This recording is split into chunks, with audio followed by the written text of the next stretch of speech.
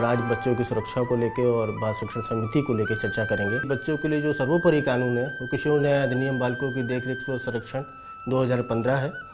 और जिसमें ये माना गया है कि 18 साल से कम उम्र का कोई भी व्यक्ति बच्चा होता है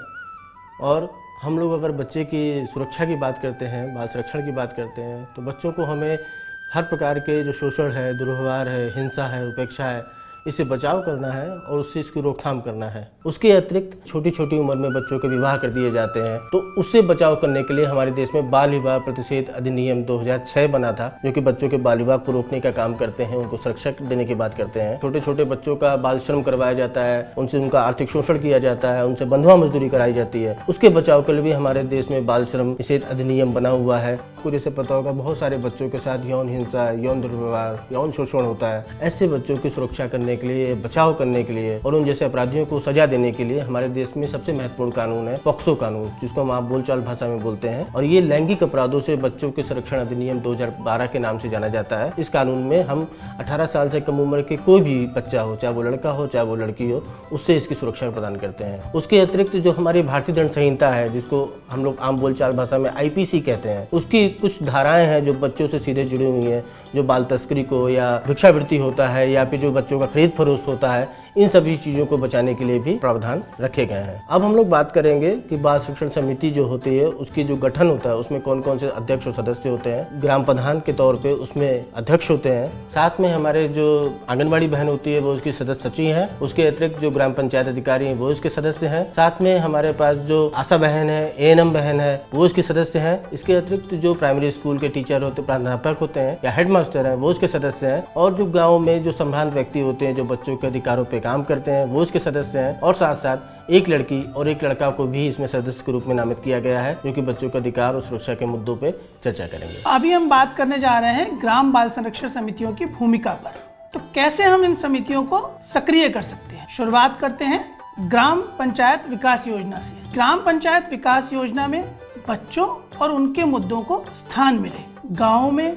स्कूलों की क्या व्यवस्था है, स्कूलों में बच्चे पंजीकृत हैं या नहीं, और यदि वे पंजीकृत हैं तो क्या लगातार वो स्कूल जा रहे हैं। साथ ही साथ हमें ये भी देखना होगा कि वहाँ पढ़ाई का स्तर कैसा है और बच्चे वाकई में वहाँ कुछ सीख रहे हैं या नहीं। ग्राम बाल संरक्षण समितियों को ये देखना आवश्यक होगा कि जो माता पिता कामकाजी हैं उनके बच्चों का क्या उनकी निगरानी और उनको समर्थन देने के लिए ग्राम स्तर पर कोई सुरक्षा तंत्र है। सरकार द्वारा बालिकाओं और दिव्यांग बच्चों की शिक्षा, सुरक्षा और स्वावलंबन के लिए विभिन्न प्रकार की योजनाएं संचालित की जा रही हैं। इन योजनाओं तक इन बच्चों को पहुंचाना और उनके परिवारों को जोड़ना समितियों का दायित्व है। ग्राम स्तरीय बाल संरक्षण समितियां ये सुनिश्चित करती हैं कि ग्राम सभा स्तर पर बाल विवाह, बाल यौन शोषण, बाल श्रम, बच्चों के पलायन तथा बाल तस्करी के साथ साथ बच्चों के प्रति किसी प्रकार की क्रूरता या शोषण न हो। यदि इस प्रकार की कोई अप्रिय घटना ग्राम सभा क्षेत्र में होती है तो आप नजदीकी थाने के बाल कल्याण पुलिस अधिकारी, जनपद स्तर के विशेष किशोर पुलिस इकाई, जिला बाल संरक्षण इकाई, बाल कल्याण समिति और साथ ही साथ स्थानीय स्वयंसेवी संस्थाओं को संपर्क कर सकते हैं। अथवा आप चाइल्ड लाइन को 1098 या महिला हेल्पलाइन को 181 टोल फ्री नंबर पर मदद के लिए फोन करके बुला सकते हैं। यदि आपके क्षेत्र में अकेले असहाय अवस्था में बच्चे मिलते हैं या कोई ऐसा नवजात शिशु मिलता है जिसे परित्यक्त कर दिया गया है तो भी इनकी सूचना आप इन समितियों और इन व्यक्तियों को दे सकते हैं। साथ ही साथ आपको ये भी देखना होगा कि कहीं आपके क्षेत्र में कुछ अनजान नए बच्चे तो नहीं आ रहे हैं या आपके क्षेत्र के बच्चों के खोने की सूचना तो आपको नहीं प्राप्त हो रही है। आप ये भी देख सकते हैं कि विद्यालयों से क्या बच्चे ड्रॉप आउट हो रहे हैं, और यदि आपके ग्राम सभा क्षेत्र में ऐसे बच्चे आपको पता चलते हैं या उनकी सूचना मिलती है जो अपराध में शामिल हो रहे हैं तो भी आप उनके संरक्षण और पुनर्वास हेतु इन समितियों और इकाइयों के साथ साथ पुलिस को सूचना दे सकते हैं। ग्राम बाल संरक्षण समितियों की ये अहम भूमिका होगी कि वे ऐसे परिवारों को चिन्हित करें जो आर्थिक रूप से कमजोर हैं, जिन्हें अपने बच्चों के पालन पोषण, शिक्षा और सुरक्षा के लिए सरकार की आर्थिक और सामाजिक नीतियों और योजनाओं की मदद की आवश्यकता है। इन योजनाओं से जोड़ना बाल संरक्षण समिति का प्रमुख दायित्व है। समितियां बच्चों के टीकाकरण एवं स्वास्थ्य संबंधी कार्यक्रमों के साथ साथ गुणवत्तापरक पोषण वितरण के जो कार्यक्रम होते हैं उनकी भी निगरानी करती है, और इस प्रकार ग्राम स्तर पर ग्राम बाल संरक्षण समितियां विभिन्न योजनाओं के प्रति जन सामान्य को जागरूक करते हुए एक सुरक्षित वातावरण और सुरक्षा तंत्र का निर्माण करने में अहम भूमिका निभाती। उत्तर प्रदेश में समस्त ग्राम सभाओं में एक पूर्व शासनादेश के माध्यम से ग्राम बाल संरक्षण समितियों का गठन हो चुका है और महिला एवं बाल विकास विभाग के अंतर्गत जिला बाल संरक्षण इकाइयां इनको सक्रिय करने में प्रयासरत है। इस समय कोविड की महामारी का दौर है, बहुत सारे लोगों ने अपनी ज़िंदगी खोई हैं और उसकी वजह से ये हुआ है कि बहुत सारे ऐसे बच्चे हमारे प्रदेश या देश में हैं जिन्होंने अपने दोनों माता पिता या अभिभावक या एक माता पिता में से किसी ना किसी एक को खो दिया और ऐसे बच्चे बहुत ही वल्नरेबल हो गए हैं और बहुत सारे ऐसे लोग ऐसे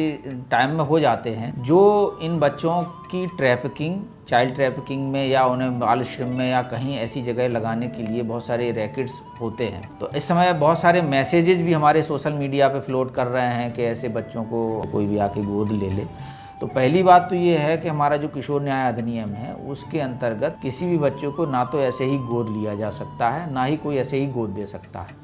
उसके लिए सेंट्रल एडॉप्शन रिसोर्स एजेंसी है जिसको बोलते हैं, वही एक एजेंसी है जो इस तरह के बच्चों को गोद देने की प्रक्रिया निर्धारित करती है। तो ऐसी स्थिति में ये ज़रूरी है कि कोई भी व्यक्ति अगर इस तरह का ऑफ़र करता है तो उसके बारे में आप तत्काल पुलिस को सूचना दे सकते हैं या 1098 जो चाइल्ड लाइन का नंबर है उसको दे सकते हैं। जिनके परिवार में अपने उनके कोई नहीं रहे हैं तो इन बच्चों की जिम्मेदारी हमारी हो जाती है, हमारी सरकार की हो जाती है। तो अगर ऐसे बच्चे अगर कहीं मिलते हैं तो पहली प्राथमिकता तो ये रहती है कि उनके जो कोई गार्जियन हो या उनके कोई रिश्तेदार हो, क्योंकि बच्चे का है तो किसी परिवार में ज़्यादा सुरक्षित होता है। तो अगर ऐसे बच्चों को कोई रखना चाहता है, उनके अभिभावक हो सकते हैं, उनके चाचा ताऊ या जो एक्सटेंडेड फैमिली के लोग हैं वो रखना चाहते हैं तो वो रख सकते हैं। तो ऐसे बच्चों को यदि वहाँ जगह नहीं मिलती है तो हमारे विभाग में भी हमारे यहाँ बाल गृह संचालित होते हैं जो 0 से लेकर 18 तक के बच्चों को अपने यहाँ रखते हैं। तो अगर ऐसे बच्चे हमें मिलते हैं तो हम उन बच्चों को रखते हैं। तो ऐसे बच्चे जो कोविड के दौरान जो है जिनके माता पिता की डेथ हो गई है या जो है उनके एक माता या पिता की किसी की डेथ हो गई है, ऐसे बच्चों की हेल्प करने के लिए माननीय मुख्यमंत्री जी ने मुख्यमंत्री बाल सेवा योजना लॉन्च की है। उत्तर प्रदेश के